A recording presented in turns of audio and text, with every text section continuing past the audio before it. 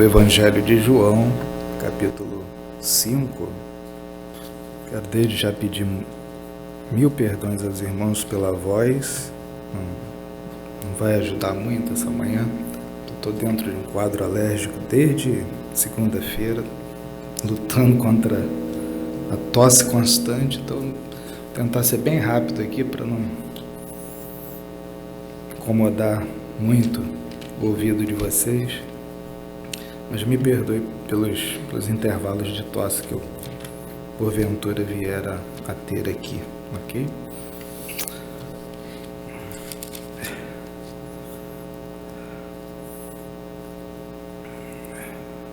É João capítulo 5, quero fazer a leitura com os irmãos dessas duas porções aí do capítulo 5, do versículo 1 até o versículo 9, e depois do versículo 10 até o versículo 18. São duas porções, na verdade é um texto só, uma narrativa só, mas os irmãos vão perceber pela leitura que a temática dessas duas porções é diferente, embora sejam temáticas subordinadas uma à outra, ok? Vou até pedir a ajuda dos irmãos para lerem comigo, assim, verso sim, verso não, para me darem uma força aí com relação à garganta, ok? Vou ler o primeiro, os irmãos o segundo. Pode ser? Ok? Depois disso, havia uma festa dos judeus e Jesus subiu a Jerusalém.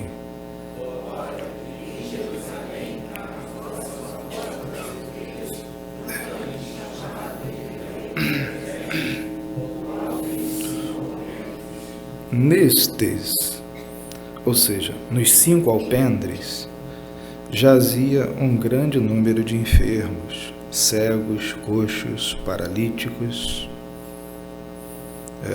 Eu não sei se o versículo 4 dos irmãos começam igual o meu, né? O meu termina aqui em paralíticos, o 3, e o 4 começa esperando que se movesse a água. Eu acho que esse é o começo, né? É o final do 3, não é isso? Então, os irmãos podem ler o 4.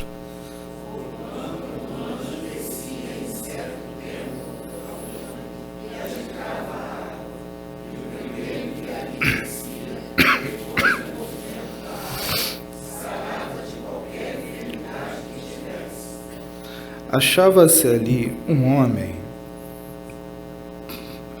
que havia 38 anos estava enfermo.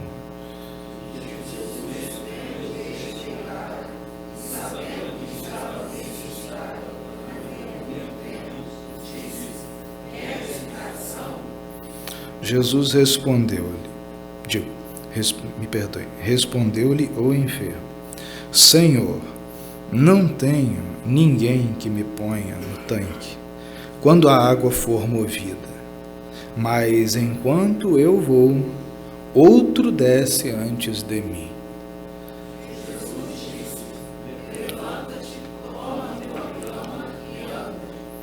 Imediatamente o homem ficou são, tomou o seu leito e começou a andar. E era também uma diferença de texto aí, o final do meu 9 aqui, era sábado, e era sábado aquele dia.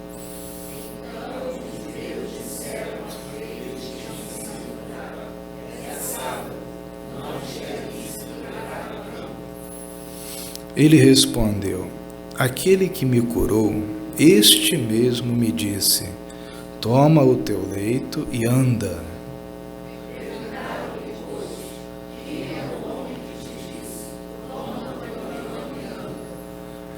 Mas o que havia sido curado não sabia quem era Jesus, porque Jesus se tinha retirado por haver muita gente naquele lugar.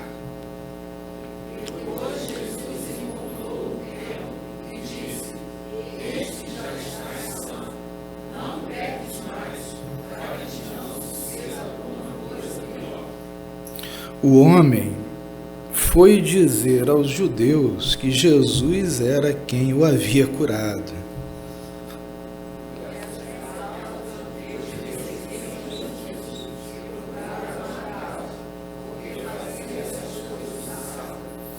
Mas Jesus disse-lhes: meu Pai não cessa de agir ou de trabalhar até agora, e eu também.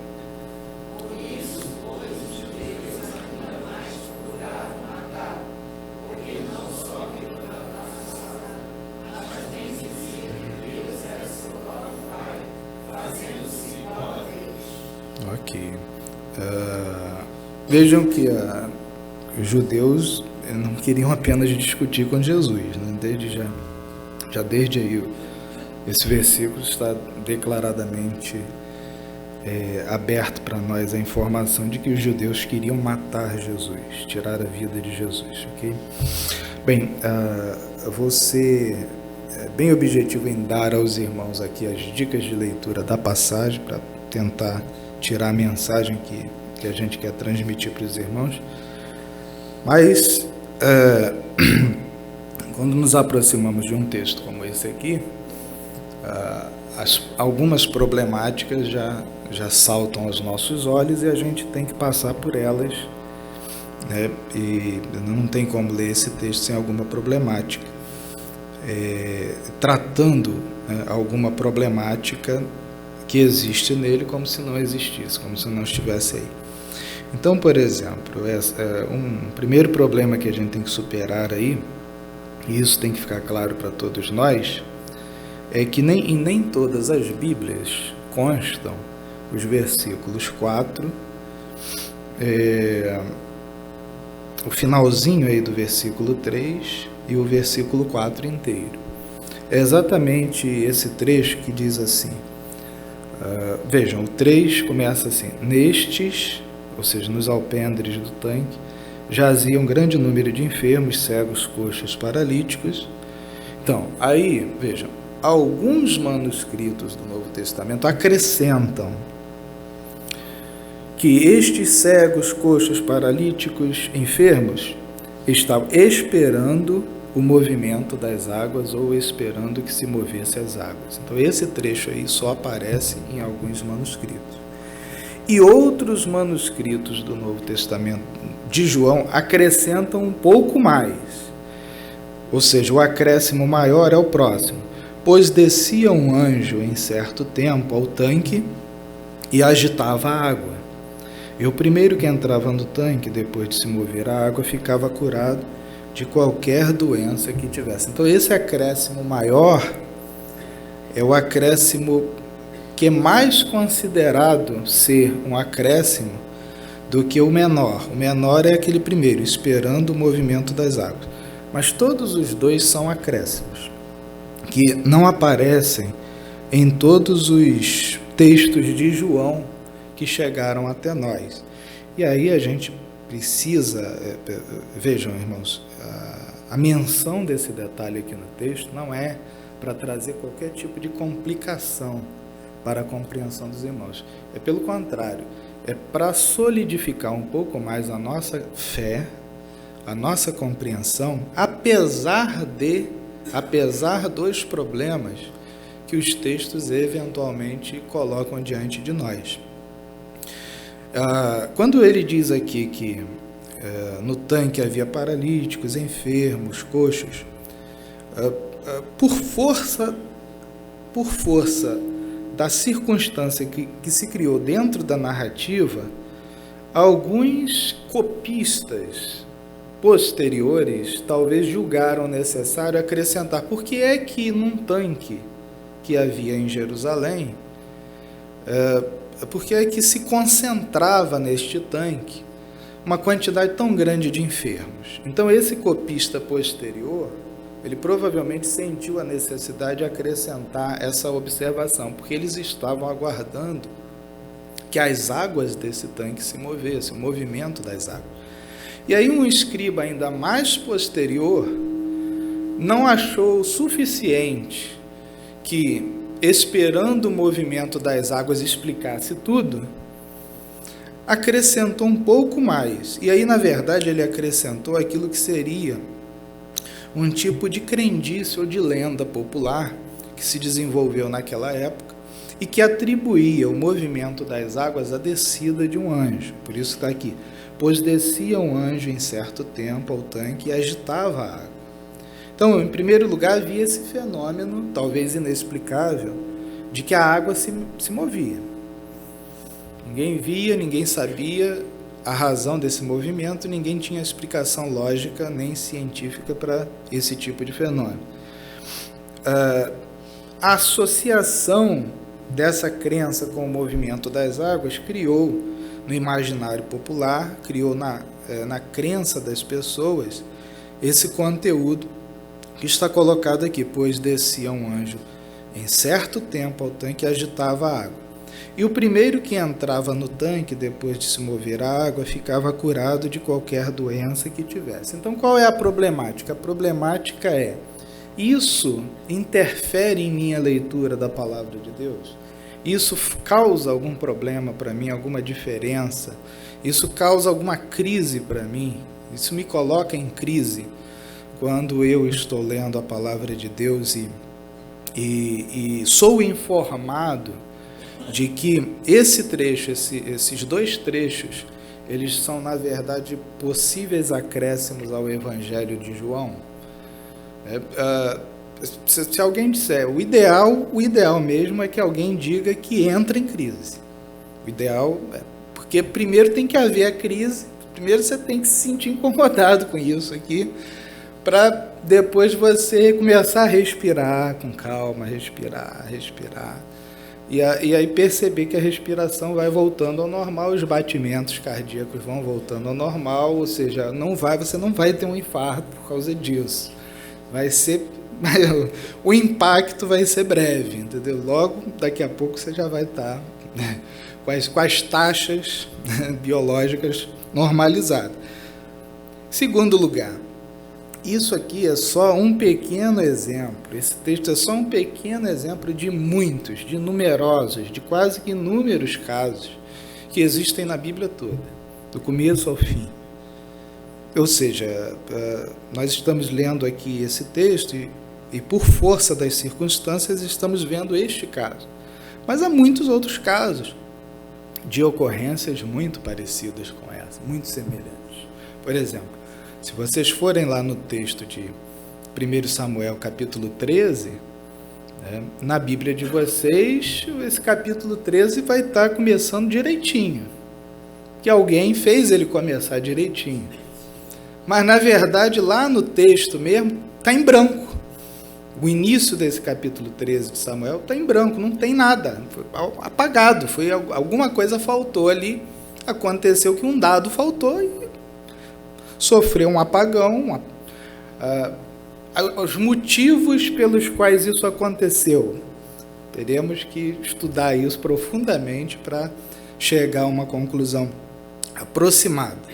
Então, é só para os irmãos entenderem que quando estamos falando de texto bíblico, estamos o tempo todo lidando com essas situações e com essas dificuldades, mas eu quero que os irmãos percebam que essas dificuldades, elas na verdade, elas estão aqui justamente para mostrar para nós que a palavra de Deus continua aqui e essas interferências não invalidam a palavra nem a mensagem da palavra. Querem ver uma coisa? Se vocês quisessem ler muito provavelmente o Evangelho de João na sua forma mais original, vocês teriam que pular do 3 para o 5. E vejam só como ficaria a leitura aí. Vejam só, versículo 3. Nestes jazia um grande número de enfermos, cegos, coxos, paralíticos, ponto.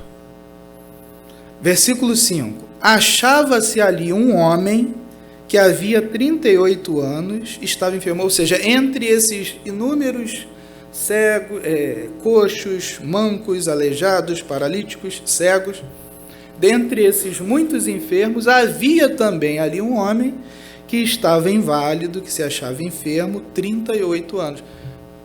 A leitura foi prejudicada? Nós pulamos do 3 para o 5, ou seja, nós pulamos o parêntese que foi aberto aqui posteriormente, e a leitura fluiu normalmente, não tivemos dificuldade alguma, não é isso? Tivemos alguma dificuldade?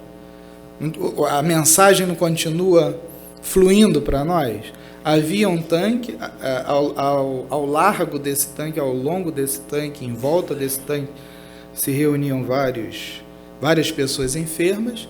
Aí pulando para os 5, havia também ali um homem que estava enfermo há 38 anos. A leitura seguiu linearmente, sem nenhuma dificuldade, conquanto, apesar de esse parêntese ter sido acrescentado aí, desse parêntese ter sido colocado aí.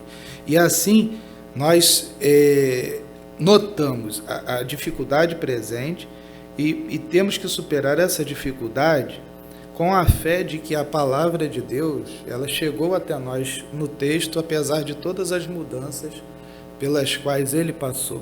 Quando você lê lá em Romanos capítulo 8, portanto, nenhuma condenação há para os que estão em Cristo Jesus. Aí continua, quem me ajuda a lembrar? Portanto, nenhuma condenação há para os que estão em Cristo Jesus. Quem lembra? Não, mas isso não está no manuscrito, então também não está, entendeu? Então não me fale. Então, esse trechinho, que não andam segundo a carne, mas segundo o Espírito, também não está nos principais textos. Esse trechinho ocorre de novo lá em Romanos, no capítulo 8, só que no versículo 4, é o mesmo trecho. Parece até que alguém depois quis repetir o que estava no versículo 4, lá no versículo 1, o que não faz nenhuma diferença e não causa nenhum problema. Mas é para os irmãos entenderem que estamos o tempo todo lidando com isso aqui. Não podemos subordinar a palavra de Deus a essas diferenças textuais. Ok? Não podemos subordinar a palavra, a nossa compreensão, o conceito que temos de palavra de Deus, a essas dificuldades que surgem no texto. Mas talvez alguém poderia levantar a mão e perguntar, mas o irmão poderia fazer essa leitura sem nos dar essa informação. Ou seja, nós poderíamos ler esse texto aqui e não dizer nada disso. E talvez alguns defendam justamente esse posicionamento de não informar as pessoas as coisas, de não dar a elas o conhecimento. Esse tipo de postura, me perdoem, não me levem a mal, mas ele revela justamente uma grande mediocridade de pensamento, uma grande pobreza de ideia e de compreensão. Porque nós que defendemos a verdade, que somos da verdade, que nos orgulhamos de dizer que a igreja é a coluna e a firmeza da verdade, não queremos encarar a verdade. Não queremos revelar a verdade, não queremos instruir as pessoas em toda a verdade.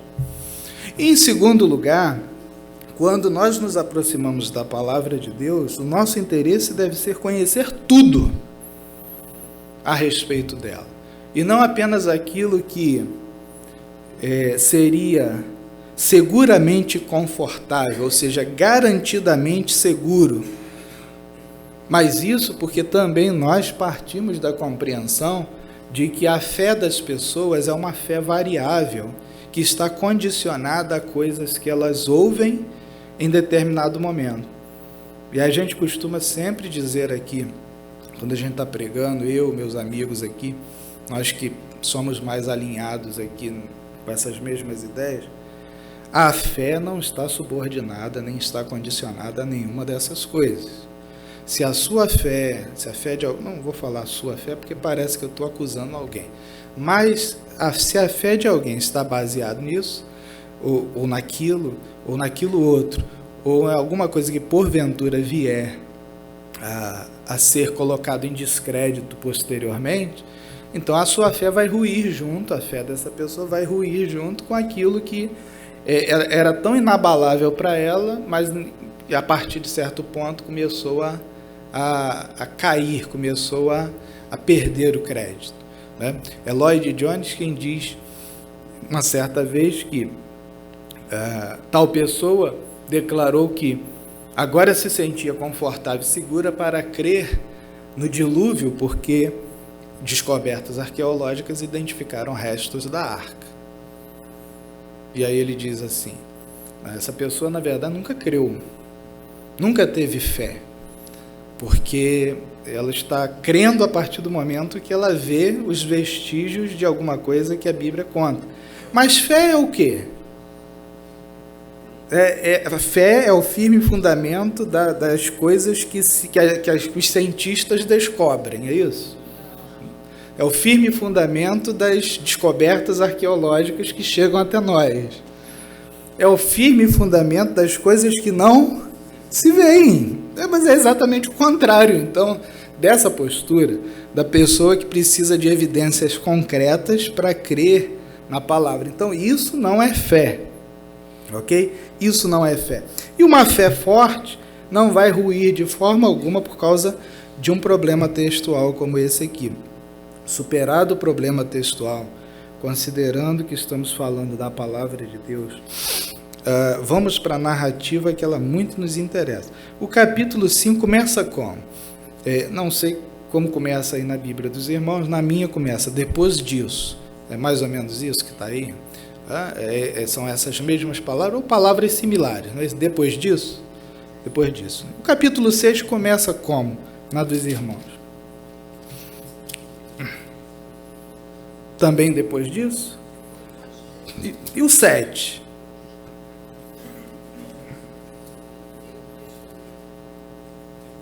Então, também depois disso, né?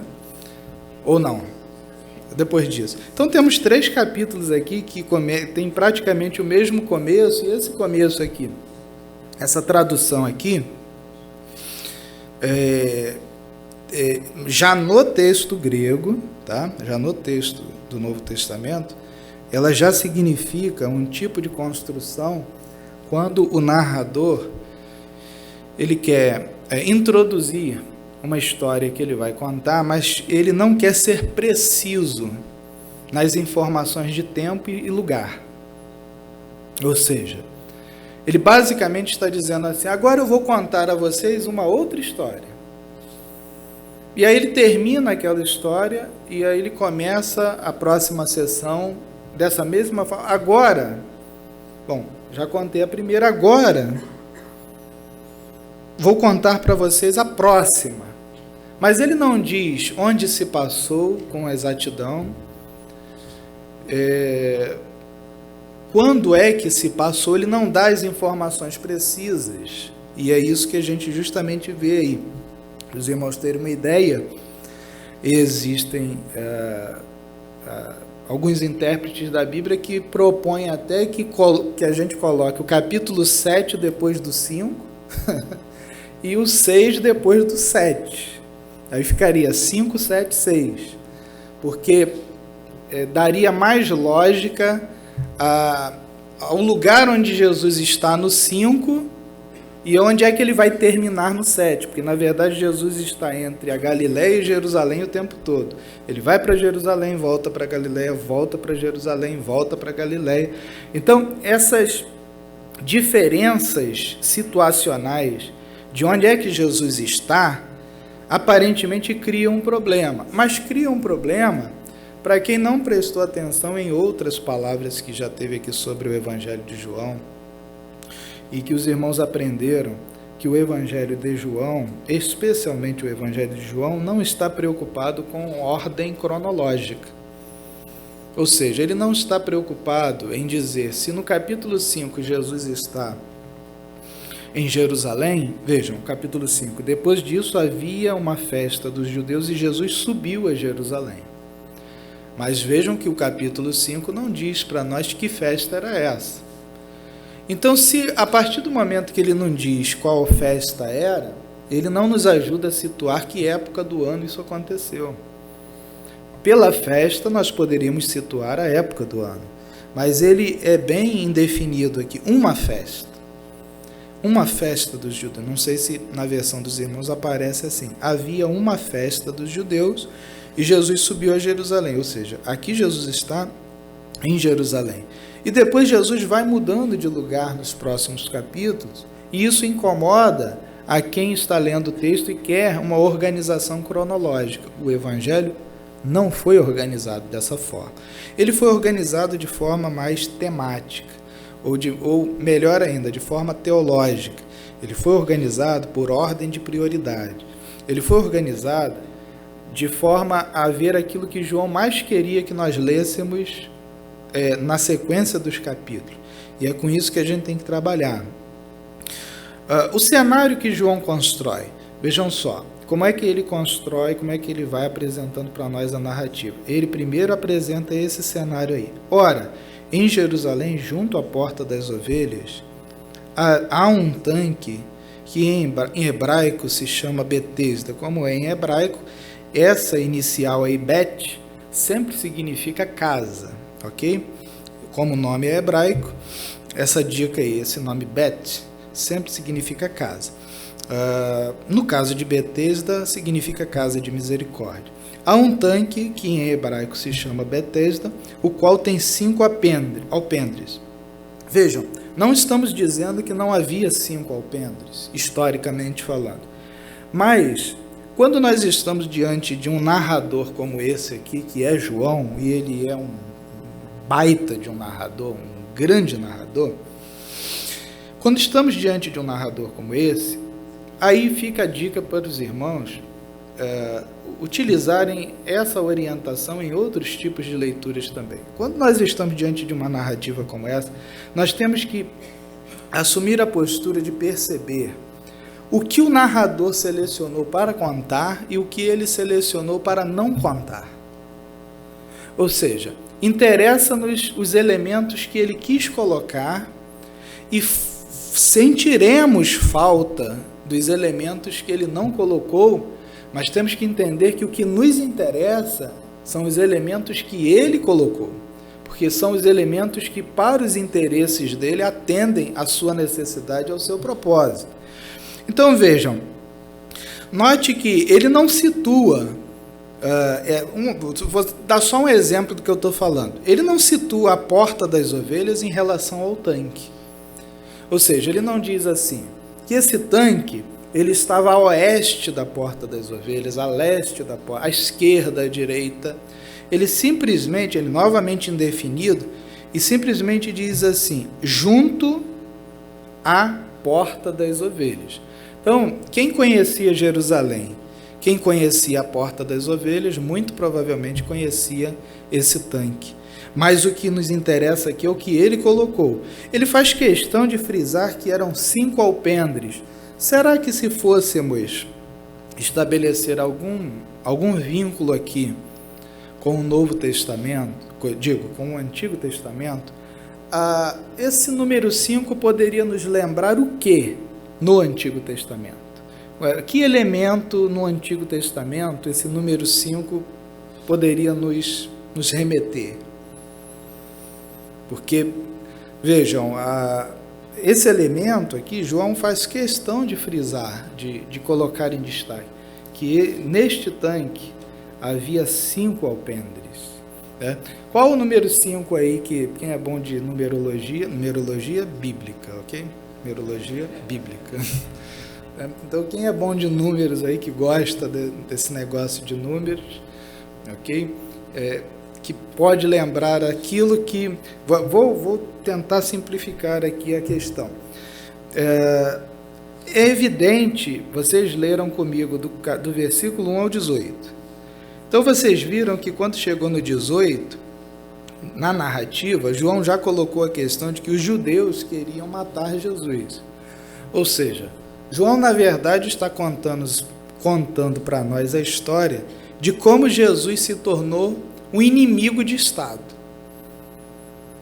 o inimigo número 1 dos judeus, aquele que era o mais procurado, ok? Então, nesse caso aí, é evidente que o que é que os judeus mais prezavam, o que é que eles mais valorizavam, qual é a porção do Antigo Testamento que era completamente sagrada para os judeus? Era o Pentateuco, que são os 5 livros da lei. Então, é muito provável que João tenha feito referência aqui a esses 5 alpendres.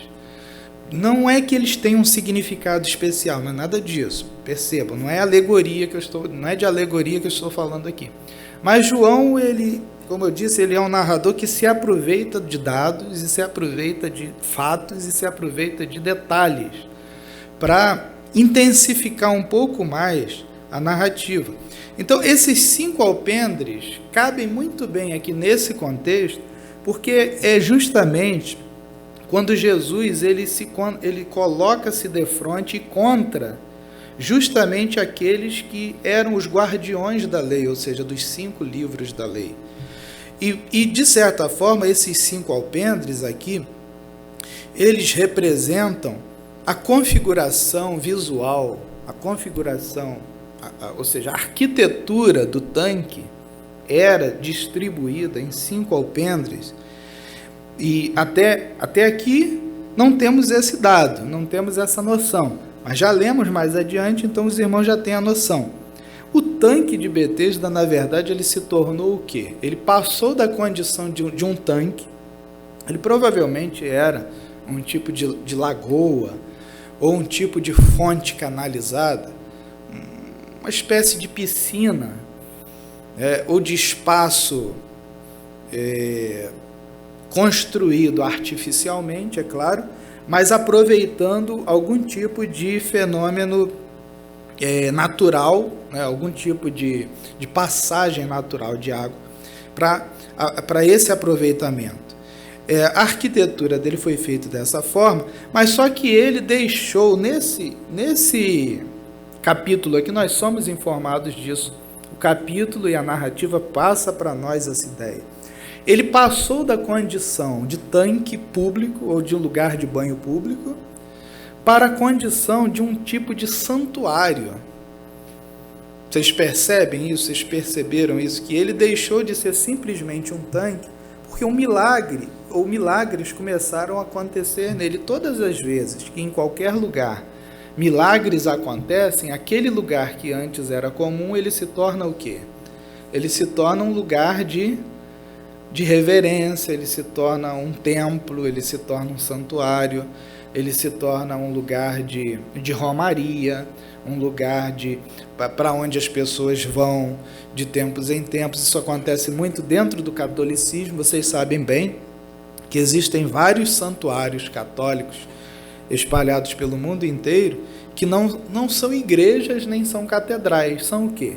Cavernas, florestas, montanhas, lugares naturais onde se passaram, onde ocorreram milagres, e aí aqueles lugares deixaram de ser simples lugares e passaram a ser santuários, passaram a ser lugares especiais. Alguns desses lugares, posteriormente, receberam a construção de uma catedral em cima deles, para oficializar ainda mais essa sacralização, essa sacralidade que foi atribuída a eles. O que estava acontecendo aqui com Betesda é exatamente, ou é mais ou menos isso. Ali se tornou um santuário. E Jesus, por assim dizer, ele adentra um santuário, ele adentra este santuário e efetua esse milagre. Conta-nos aqui o texto que, além de todos os outros enfermos anônimos, achava ali um homem que havia 38 anos e estava enfermo. Vejam que o capítulo 6, versículo 6, ele observa: Jesus, vendo-o deitado e sabendo, não sabemos se esse conhecimento era sobrenatural ou se Jesus se informou com alguém a respeito daquele homem específico. O texto original não nos dá essa definição. Sabendo que estava assim desde muito tempo, perguntou-lhe: queres ficar são? Não é a primeira vez nos evangelhos que Jesus pergunta a alguém enfermo se ele gostaria de ser curado. Respondeu-lhe o enfermo: Senhor, não tenho ninguém que me ponha no tanque quando a água for movida, mas enquanto eu vou, outro desce antes de mim. Então essa é a situação deste homem, e é assim que João ele constrói o cenário para nós. E ele vai fazer algumas quebras agora. Vejam que João ele prepara o ambiente para começar a apresentar algumas quebras. A primeira quebra, ou seja, o primeiro momento de tensão nessa história é quando ele diz que Jesus dá ordem ao homem para se levantar, tomar a sua cama e caminhar. Então, esse é o primeiro ponto inesperado na narrativa. Por que isso tem todo o significado?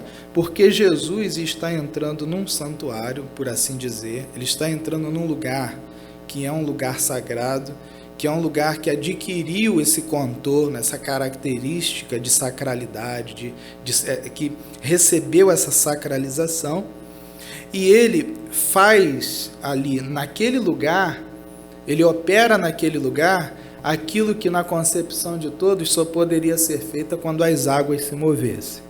Então essa é a primeira quebra, esse é o primeiro impacto, ou digamos, é a primeira surpresa que João nos apresenta de uma ação de Jesus em relação ao lugar onde ele está. Então, de certa forma, é significativo que Jesus entre ali, que Jesus opere este milagre, e é significativo também que esse relato aí que eu disse para os irmãos que está entre parênteses, que foi muito provavelmente acréscimo posterior, porque as pessoas naturalmente atribuem a fenômenos inexplicáveis algum tipo de explicação, ou científica ou religiosa. Ok? Uma explicação científica, por exemplo, é que, e alguns autores até adotam isso, é que é provável que as águas de Betesda tenham se tornado, de alguma forma, águas terapêuticas. Vocês sabem bem que existem, de fato, águas especiais que, em muitos lugares, em muitas fontes, elas têm propriedades curativas, propriedades que fazem bem à saúde. Então, alguns acham que o que acontecia, na verdade, é que esse movimento das águas fosse algum tipo de remessa nova chegando, com essas propriedades, com essas características e essas capacidades de fazer bem à saúde das pessoas, de curar. Mas a interpretação religiosa, um pouco mais fantástica, um pouco mais sensacional, é que, na verdade, a água se movia porque um anjo descia ali, né? Aí será que alguém aqui tem algum problema com essa explicação, que muito provavelmente também se desenvolveu ali algum tipo de crendice, algum tipo de superstição, algum tipo de lenda popular que começou a espalhar para as pessoas a explicação desse fato. Será que isso também incomoda alguém aí? Ou será que vocês acham que ninguém explica nada, né? Ao longo da vida toda, a gente está acostumado o tempo todo a apresentar, a fazer explicações e associar essas explicações à sobrenaturalidade. E quando nós não temos explicações comprovadas, aí mesmo que a gente se sente livre para atribuir ao invisível, ao sobrenatural. Talvez alguém diga, mas não é possível que de fato fosse um anjo? Também é possível. Não vamos descartar essa possibilidade, mas o que nos chama a atenção aqui neste caso é que esse fenômeno era um fenômeno eventual, ou seja, as pessoas estavam ali aguardando por isso. E o outro detalhe interessante é que era preciso ser o primeiro a mergulhar. Neste caso aqui, não dá, meus irmãos, não dá para ler o Evangelho de João sem perceber que ele está, na verdade, fazendo uma grande crítica aqui à religião institucional, à religião estatal, à religião oficial e também à religiosidade popular que existe nas pessoas, a religiosidade produzida por essa religião oficial, que gera nas pessoas a fé que se traduz em competição no lugar de misericórdia. No tanque de Betesda, que se chama Casa de Misericórdia, não havia misericórdia. O que havia, na verdade, era uma corrida. Todos estavam interessados em quê? Em ser curados. Mas como ser curados? Em ser o primeiro a ser curado. Certo? Todos estavam interessados em ser o primeiro na água. em ser o primeiro a mergulhar. E eu não posso fazer a leitura do Evangelho sem notar essa abertura que João nos dá. O que na verdade ele está denunciando aqui é que esse tipo de religião incita nas pessoas a justificação das suas atitudes, e essa justificação das suas atitudes, mesmo que sejam atitudes ruins, atitudes negativas, atitudes reprováveis, usando o vocabulário e os termos da fé e os termos piedosos. Tá? Pode não estar ficando claro, mas eu vou dar um exemplo aqui, aí vai ficar claro. Ok? Por exemplo, alguém que pensa assim, não, eu vou passar por cima do meu colega de trabalho porque eu vou ser promovido na frente dele. Mas eu vou arrebentar com ele por trás das costas dele, claro. E depois eu vou chegar lá. E aí chega lá, e aí ele vai dizer que ele teve mais fé que o seu colega. Ele vai dizer que ele venceu a competição porque ele creu. Ele vai dizer que ele tomou posse disso. Porque não é isso, não são esses os termos que nós usamos. Digo, me desculpem, não são esses os termos que as pessoas que costumeiramente a gente escuta, não são esses os termos que elas usam? Eu tive fé, eu venci, eu passei por cima, eu ganhei, a vitória foi minha, Deus estava comigo. O problema é que Deus não disse de que lado ele está, e também, às vezes não tem nada a ver com isso, né? Nós é que atribuímos as coisas a ele. E da mesma forma, eu acho que João aqui está fazendo justamente essa crítica e essa denúncia à condição daquela religião do Novo Testamento, que era a religião judaica, e que na verdade era uma religião falida, uma religião de aparências, uma religião que só ensinava as pessoas, em vez de ensinar para as pessoas os valores corretos, ensinava os valores errados, para manter toda a pomposidade, toda a aparência que se construiu desde a época de glória de Israel do Antigo Testamento, e que ainda tentava manter alguns resquícios daquela glória que se construiu lá no passado ali. Então toda a aparência precisava ser mostrada. Mas vejam que a religião dos judeus era justamente essa aqui. Se dependesse de eu estar do lado de um próximo ali, que estivesse ali há 20 anos, mas se eu cheguei ali ontem, quem é que mergulha primeiro? Havia um homem que estava ali há 38 anos. Mas será que havia uma fila que respeitava o tempo de chegada e o horário de chegada? As palavras que ele coloca aqui para explicar isso são: não tenho ninguém que me ponha no tanque quando a água for movida, mas enquanto eu vou, outro desce antes de mim. Ou seja, o que vale, na verdade, nesse contexto, nesse cenário, é esse espírito de competitividade e o conceito de ajuda ao próximo, de amor mútuo e de consideração pelas pessoas que estão ao seu lado e que estão mais carentes de você e que estão mais necessitadas que você e que precisam mais que você. Essas coisas são colocadas de lado porque essa pseudo-fé, essa fé esquisita que as pessoas apresentam aqui, é uma fé individualista que só pensa em si próprio e que só pensa no seu próprio benefício, que só pensa em suas próprias vantagens e que só quer a bênção para si mesmo. Mas Jesus entra nesse santuário e é aí que acontece essa quebra que eu estou falando, que João coloca aqui. Entra nesse santuário e diz, em outras palavras, efetivamente o Senhor Jesus disse para ele, que não havia necessidade dele ser mergulhado.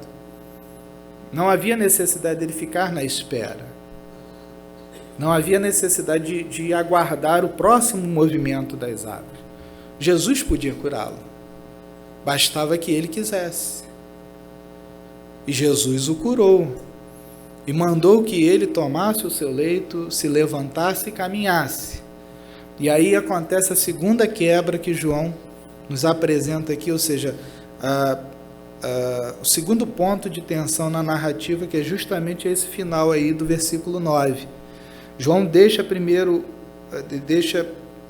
que nós apreciemos a leitura, o fato, e terminemos aqui o versículo 9, maravilhados pelo que Jesus fez com este homem, para apresentar a seguinte informação: era sábado aquele dia.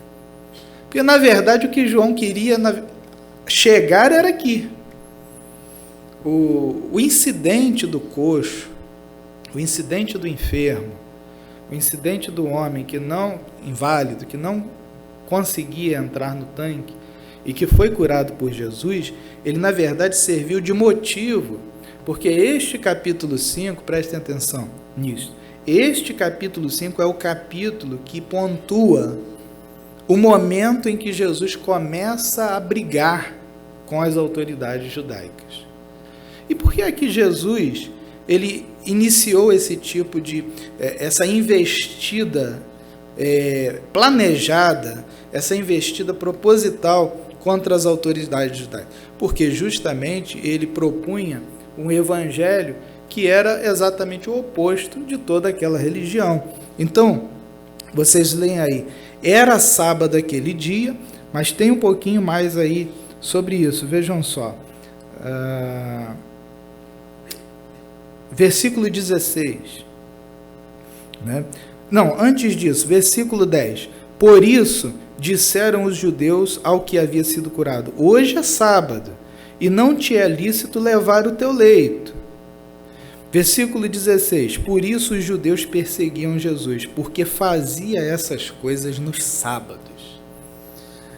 Veja, irmãos, quando nós lemos aí assim, Jesus fazia essas coisas, esse verbo aí é muito importante, porque ele significa, não no nosso português, que aqui é pobre, mas ele significa lá, na língua de João, que Jesus, ele não apenas fazia, ele costumava fazer, ok? O real sentido desse verbo aí, a real tradução seria: porque Jesus vem fazendo essas coisas no sábado, ou seja, Jesus estava o tempo todo fazendo coisas como essa no sábado. Então João precisa colocar isso em destaque, porque este é o motivo que vai originar uma grande controvérsia, uma grande discussão, mas é uma discussão planejada e pretendida por Jesus. É uma iniciativa de Jesus contra a religião dos judeus, e essa iniciativa é proposital. A cura, ela tem toda essa representação, ela tem todo esse contorno, todo esse colorido do que vai acontecer depois. Ou seja, a cura que acontece antes, o milagre que acontece antes, ele tem a imagem visual de tudo isso. Jesus profanando, por assim dizer, um santuário onde acontecia a cura, passando por cima das regras normais, que era de tempo em tempo alguém ser curado, passa alguém à frente e é curado pelo seu próprio poder, ou seja, ele é mais poderoso que qualquer tipo de santuário, que qualquer tipo de fonte, que qualquer tipo de tanque, que qualquer tipo de anjo e que qualquer tipo de crendice popular que fazia as pessoas crerem ou serem de fato curados ou acreditarem que estavam sendo curados. Jesus é mais poderoso que tudo isso. Visualmente falando, o milagre já nos apresenta, já nos dá essa ideia. Agora, na sequência, João vai nos mostrar, teoricamente falando, ou seja, não mais por imagens, mas por palavras, que as verdades continuam sendo as mesmas. Jesus curou o homem, a atitude dele de carregar a cama no sábado, carregar o leito no sábado, chamou imediatamente a atenção dos judeus, e eles tomaram providências para identificar quem foi o homem que fez isso. Na sequência, Jesus encontra-se com este homem no templo, faz uma advertência a ele para que ele não peque mais, e na sequência ainda este homem volta aos judeus e conta para os judeus que identifica para os judeus quem foi o homem que o curou. Vocês conseguem perceber aqui o temor, o medo e o terror que é imposto, que é colocado sobre as pessoas submetidas a esse tipo de religiosidade aqui? O homem foi curado por Jesus, mas ele não se sentiu livre até o momento em que ele precisou voltar lá para contar. Ou seja, ele foi curado, mas ele ainda estava subordinado, ele ainda estava preso. Ele ainda estava, por assim dizer, acorrentado àquela religião e àquele tipo de vida religiosa, ao ponto dele se sentir obrigado a voltar lá para contar, para dizer que foi Jesus, quem era o homem que o curou.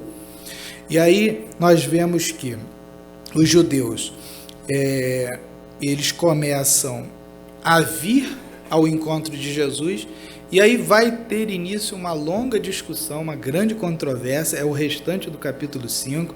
Essa controvérsia de Jesus com os judeus continua no capítulo 6, continua no capítulo 7 e vai até o final do livro de João, até aqueles capítulos cruciais, onde Jesus ele é finalmente preso e julgado e sentenciado à morte de cruz. Até esses momentos cruciais, até esses capítulos fundamentais do desfecho, do clímax da vida de Jesus, do ministério de Jesus, a controvérsia de Jesus com os judeus continuará ao longo de todos esses capítulos até lá. Vocês, a partir do 5, vocês podem ler o Senhor Jesus brigando com os judeus o tempo todo.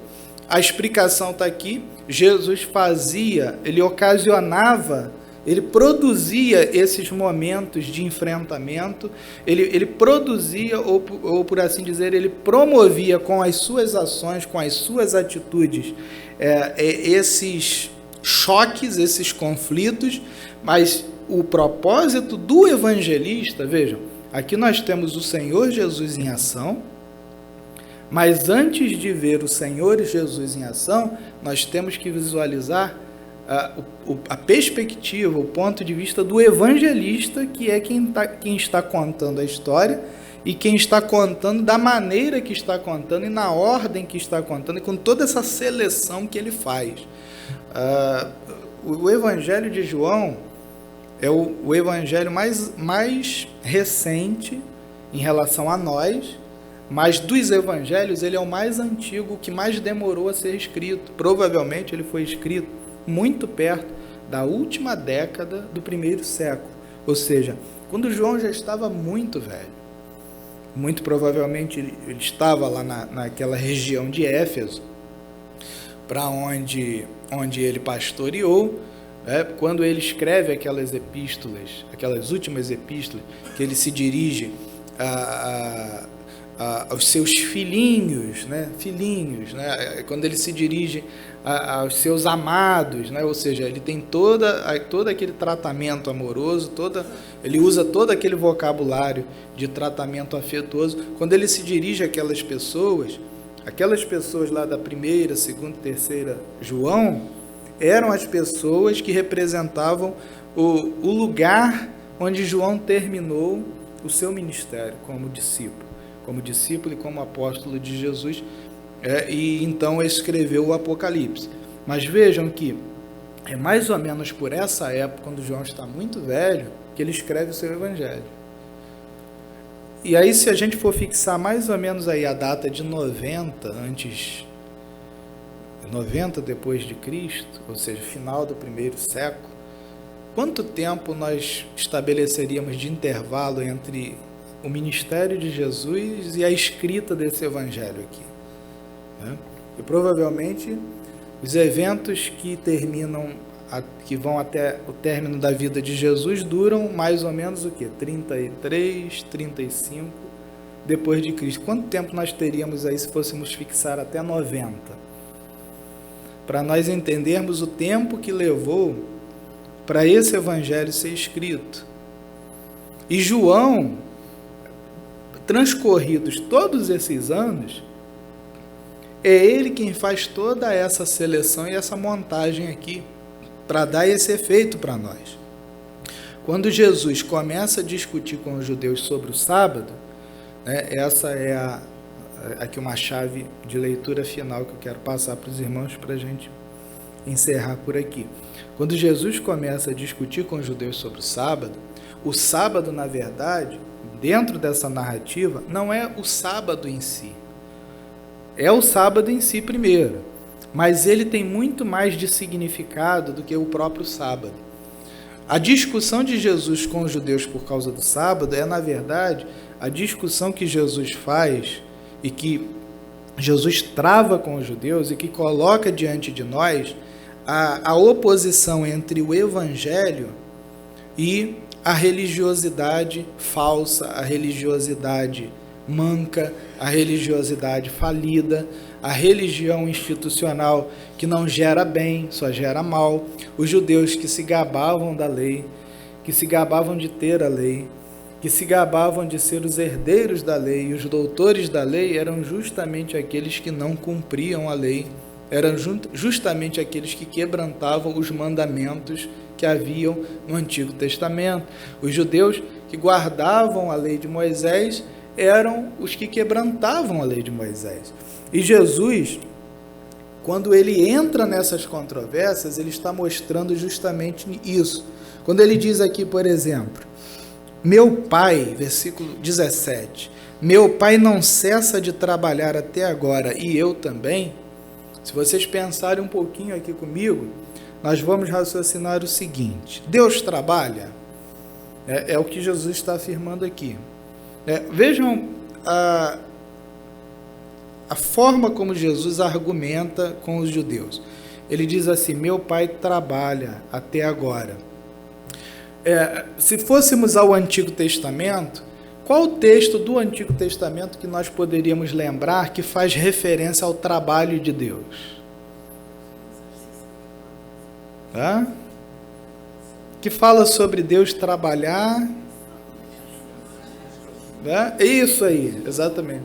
Gênesis, capítulo 1, que fala sobre Deus ter criado todas as coisas em 6 dias e ao 7º ele ter descansado. Então, o sábado, ele era observado e era tão valioso para os judeus, porque era a observação do dia que Deus descansou. Mas quando Jesus diz que o Pai trabalha até agora, é uma forma dele dizer que Deus, na verdade, não descansou. E também é uma forma de dizer que Deus, então, todos os sábados quebra o sábado. Porque ele trabalha no sábado. E ele faz o sol nascer, o sol se pôr, ele faz vir a chuva e a chuva se retirar. Ou seja, a vida acontece porque Deus está no controle e sustentando a vida. Senão o mundo iria parar. Certo? Do contrário, existe aquela ideia louca de que Deus deu corda no mundo e deixou ele funcionando como se fosse um brinquedo de corda. E isso não é verdade. As Escrituras dizem que Deus, ele criou e sustentou, criou e continuou a sustentar. Então, na verdade, por trás desse versículo aqui, há uma discussão sem fim que os próprios judeus tinham entre si, de se Deus descansava ou não, de se ele parava de trabalhar ou não. Porque a partir do momento que alguém dissesse que Deus parou de trabalhar, o mundo também teria que parar.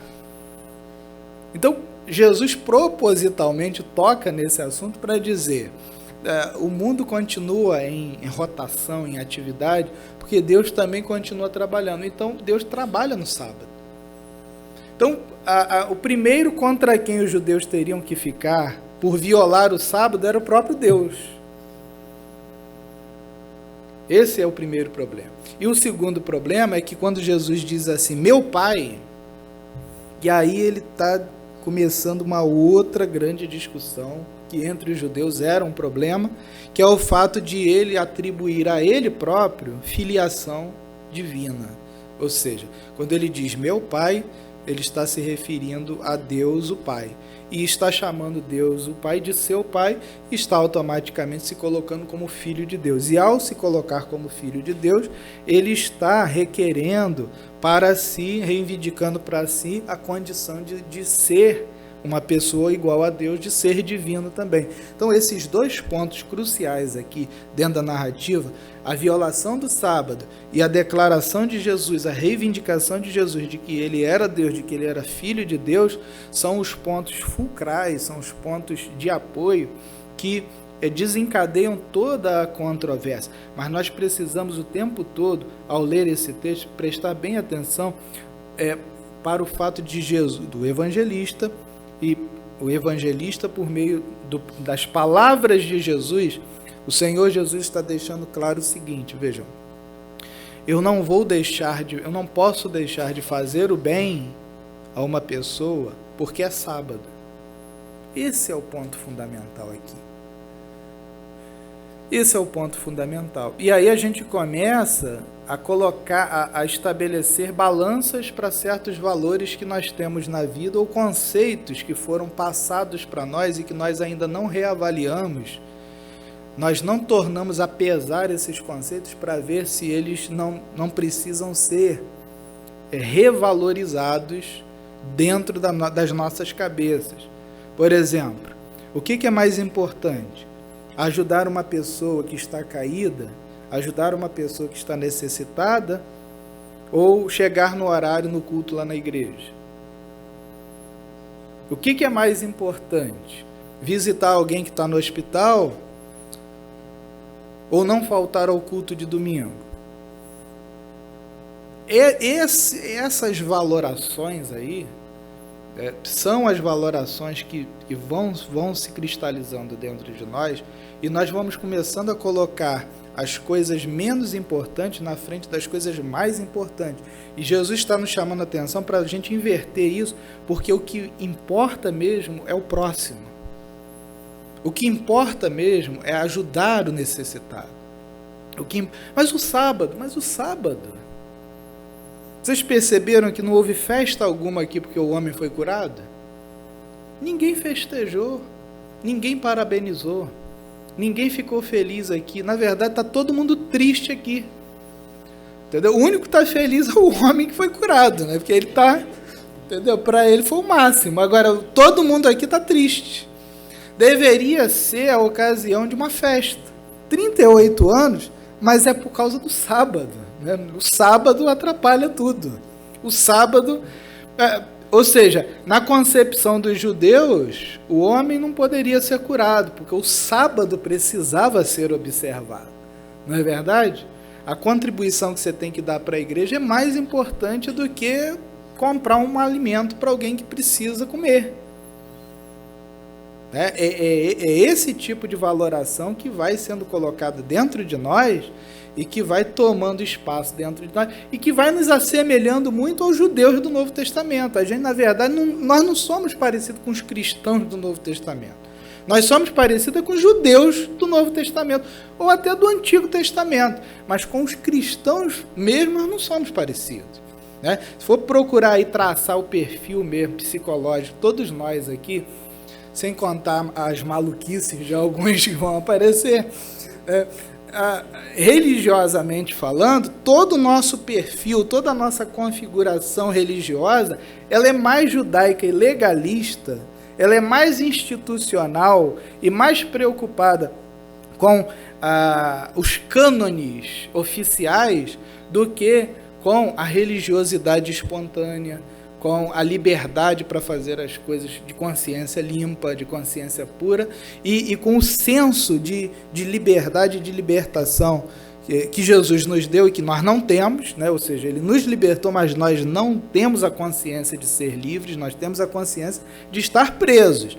A consciência de liberdade não existe de forma alguma no cristão, nesse tipo social chamado cristão, não existe esse conceito completo de alguém que é livre. O que existe dentro de nós é que nós fomos libertados de um lugar e fomos colocados dentro de outro tipo de prisão, que é a prisão da religião que nos aprisiona. Mas a ideia mesmo de liberdade, estar livre e de não ter qualquer bloqueio diante de nós, nem nas laterais, nem na retaguarda, esse tipo perfeito de liberdade, de que o Novo Testamento fala, e que fala a respeito do cristão, mentalmente falando, nós não temos. Nós vivemos sempre dentro de amarras. E Jesus, o evangelista, através dessa palavra, nos chama justamente para essa consciência, para a consciência de que a sua perspectiva, a perspectiva do cristão é o do evangelho. A perspectiva do cristão é de Jesus e do próximo. A perspectiva do cristão, quem é que o cristão olha? Para quem ele olha? Para quem ele lança o seu olhar e quem é que ele enxerga? Entendeu? Ou seja, as imagens, todas as imagens que vêm à mente do cristão quando se fala em religião, é a igreja, é o templo, é o culto. São todas as imagens associadas à nossa configuração mental do que é ser cristão. Nós nos lembramos disso, nós nos lembramos do cartão de membro da igreja, nós nos lembramos do certificado de batismo, nos lembramos de quando fomos batizados. Ou seja, são todas as imagens mentais que nos vêm à cabeça quando nós falamos de ser cristão. Mas vem-nos à cabeça a imagem do próximo, da pessoa, do ser humano que está do meu lado, que eu preciso ajudar, que eu preciso... Ou às vezes não é questão de ajudar, eu preciso simplesmente amar, eu preciso simplesmente acompanhar, simplesmente estar do lado, simplesmente ouvir. Né? Quando uma pessoa perde, por exemplo, um ente querido, ela não precisa de palavras, ela não precisa de que se faça nada às vezes por ela. Ela só precisa de uma companhia.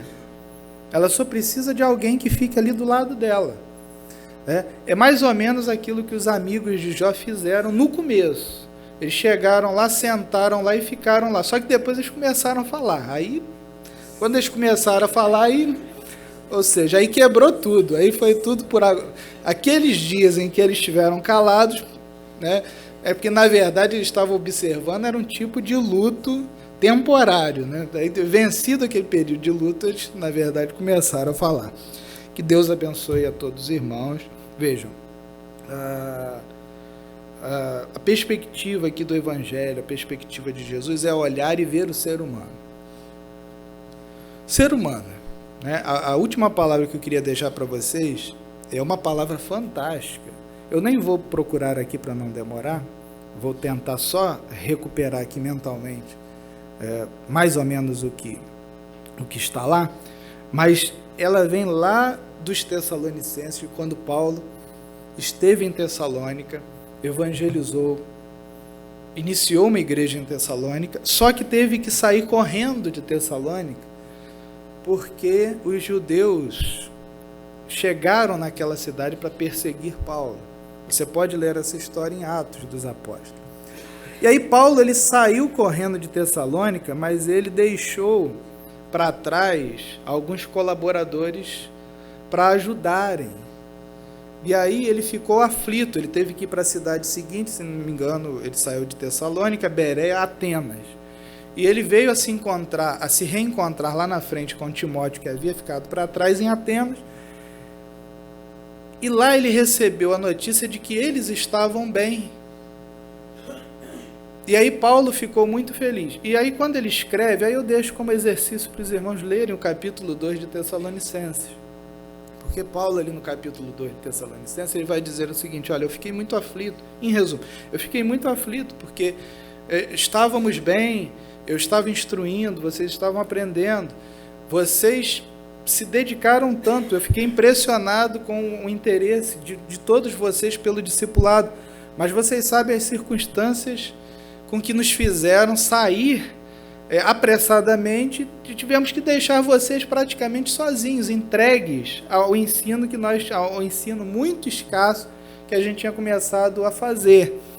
Mas depois eu recebi notícias de vocês e fiquei impressionado que a fé de vocês se fortaleceu, evoluiu.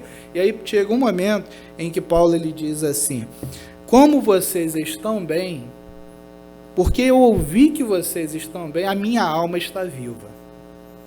Ou seja, eu estou vivo porque vocês estão bem. São essas as expressões que Paulo está falando isso para os Tessalonicenses. Olha, porque eu ouvi falar que vocês estão bem, então eu vivo. Então é essa a questão. Captaram aí? Ou seja, o prazer de Paulo estava no fato de que todos aqueles discípulos estavam bem. É isso que dava prazer a ele, saber que aquelas pessoas estavam bem. Mas eu queria mesmo que depois vocês lessem 1 Tessalonicenses capítulo 2, que aí vocês vão ver os termos que Paulo usa aí, por causa de toda a afetuosidade que ele tinha com as pessoas que ele discipulava.